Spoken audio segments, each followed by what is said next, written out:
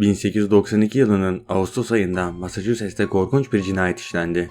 Bölgenin varlıklı ailelerinden olan Borden'ların evinde Andrew ve eşi Abby Borden kafalarında baltayla parçalanarak öldürülmüş halde bulundu. Olayın bir numaralı sanığı ise Andrew Borden'ın ilk eşinden olan kızı Lizzie Borden'dı. İşte sır perdesi asla aranamamış o cinayet ve katil zanlısı Lizzie Borden'ın hayat hikayesi. Ben Berkay Atlas. Yeni bir esrarengiz cinayet başlıyor.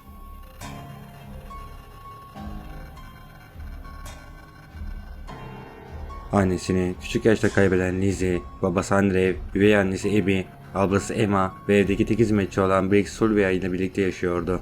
Yaşı itibariyle evde kalmış gözüyle bakılan Lizzie, hatırı sayılır zenginlerden biri olan babasının cimriliği yüzünden büyük sıkıntılar yaşıyordu.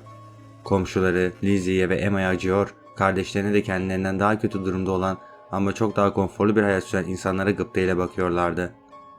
Lizzie başkalarına ait olan her şeye sahip olmak için can atıyordu. Öyle ki gittiği dükkanlardan ufak tefek şeyler çalmaya bile başlamıştı. Andrew Borden emekli bir iş adamıydı. Evleri haricinde en az $500.000 bir serveti bulunuyordu. Ancak Border hanesi bir mezbahadan farksızdı. Evde bir tuvalet bile bulunmuyordu. Dışkılar kovaya biriktiriliyor ve sonrasında dışarıya atılıyordu. Lizzie ve Emma ise bu durumdan çok rahatsızlardı. Çok daha rahat şartlarda yaşayabilecekken böyle bir hayata katlanmak zorunda bırakılmışlardı. Bu yüzden babalarıyla sık sık kavga ediyorlardı. Bir keresinde baba ile kız arasında kavga o kadar hararetlenmişti ki kızlar evi terk etmiş ve uzun süre dönmemişlerdi. Cinayetten önce evde büyük hırsızlık vakası yaşandı. Lizzie, Emma ve hizmetçi Britton evde olduğu sırada eve hırsız girmiş ve kimsenin ruhu bile duymadan $50.000 evdeki mücevherlerin bir kısmı çalınmıştı. Günümüz vakti evde birileri varken böyle bir hırsızlığın yaşanması gözleri Lizzie'yi çevirmişti. Lizzie'nin kleptoman oluşu hakkındaki şüpheleri arttırıyordu ancak Andrew Borden olayın üstünü örttü ve düşmanları olduğunu söyleyip konuyu kapattı. Cinayetten 2 gün önce yine garip bir olay oldu. 2 Ağustos günü karın ağrısıyla uyanan Andrew ve Abby Borden zehirlendiklerini iddia ederek doktor çağırdılar. Ancak muayene için gelen doktor bu iddiaları ciddiye almadı ve muhtemelen evde tüketilen ucuz yiyeceklerden yüzünden gıda zehirlenmesi yaşadıklarını düşündü. Üstelik vücutlarında herhangi bir zehir izine de rastlamamıştı. Olayın ertesi günü Lizzie eczaneye giderek böcek ilacı olarak kullanmak için borik asit almayı istedi ancak eczacı bu isteği geri çevirdi. Zaten Lizzie'nin en büyük cinayet zanlısı olmasının sebeplerinden biri de buydu. Çünkü ailesini zehirlemek istemiş olabileceği düşünülmekteydi. 3 Ağustos'ta Lizzie'nin öz dayısı John Morse aileyi ziyarete geldi. Andrew Borden ile iş konuşmak için ve Borden çiftliği ile ilgili yapacaklarını Andrew Borden'a danışmak istiyordu.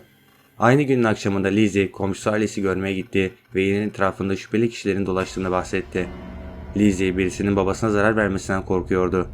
Cinayet günü John ve Andrew erken saatlerde dışarı çıkmışlardı, evde ise Abby, Bridge ve Lizzie kalmıştı. Abby ve Bridge temizlikle uğraşıyor, Lizzie de odasında oturuyordu.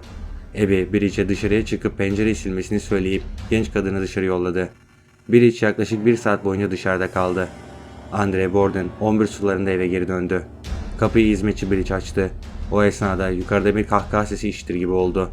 Aşağı inen Lizzie, üvey annesinin nerede olduğunu soran babasına bir haber geldiğini ve Abby'nin hasta bir arkadaşını ziyaret etmek için dışarı çıktığını söyledi. Andre bunun üzerine gidip bir kanepeye uzandı. Lizzie ise balık avlamak için gerekli malzemeleri almaya ahıra gitti.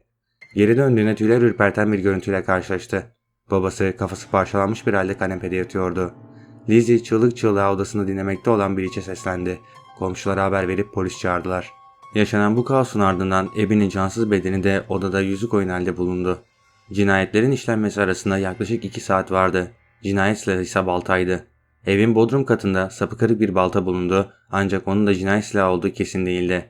Cenazeden sonra Lizzie tutuklandı, bütün deliller onu işaret ediyordu. İddia ettiği gibi Abby'ye bir pusula gelmemişti, geldiyse bile ortada yoktu. Birdenbire balık tutmaya heveslenmesi de akıl karıştırıcıydı. Üstelik hem üvey annesinin hem de babasının evde olduğu saatlerde bir tek Lizzie evdeydi. Üvey annesi ve babasıyla olan ilişkisi ortadaydı.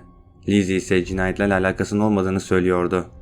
Kendisini mahkemede savunması için şehrin en ünlü 2 avukatını tutan Lizzie bir anda basın ilgi odağı alıvermişti. Komşu Alice Russell, Lizzie'nin cinayetlerinden 3 gün sonra üzerinde kırmızı lekeler olan mavi bir elbiseyi yaktığını söyledi. Bu teze göre o elbise cinayet günü Lizzie'nin üzerinde olan elbiseydi. Ancak ne Lizzie'nin kleptoman oluşu, ne babasıyla olan ilişkisi, ne de herkesin göz önünde yaktığı ve cinayet günü aslında üzerinde olmayan o mavi elbise yeterli deliller içerisinde değildi. Çünkü Lizzie bir katilse elbiseyi gizlice yakmak yerine neden herkesin göz önünde yakmış, bu durum mantığa aykırıydı. Lizzie elbisenin boyalı olduğunu ve lekeler çıkmadığı için elbiseyi yaktığını söylemişti. Üstelik Alice koyu bir Katolik idi ve mahkemede yalan söyleyemeyeceğini Lizzie de biliyordu. Bunu bilmesine rağmen önünde böyle bir işe girişmesi çok saçma olurdu. Cinayet silahı da Lizzie'yi suçlayabilecek türden değildi. Baltanın sapı olmadığı için parmak izleri tespit edilemiyordu. Lizzie mahkeme sırasında pek çok kişiden destek gördü. İnsanlar Lizzie'nin katil olduğuna inanmıyor ve serbest kalması gerektiğini düşünüyorlardı. Dava sonunda Lizzie suçsuz bulundu. Bunda biraz da ilk sorguda avukatının olmayışı ve hemen hemen aynı ifadeyi verişi etkili olmuştu. Lizzie'nin hayatının geri kalanı ailesinden kalan mirası sürdürdü. Kalan parasını da Hayvanları Koruma Derneği'ne bağışladı. Cinayetleri ise kimin işlediği hala bugün bilinememekte. Ben Berker Atlas. Videoyu beğendiyseniz kanala abone olmayı ve bildirim çanını açmayı unutmayın.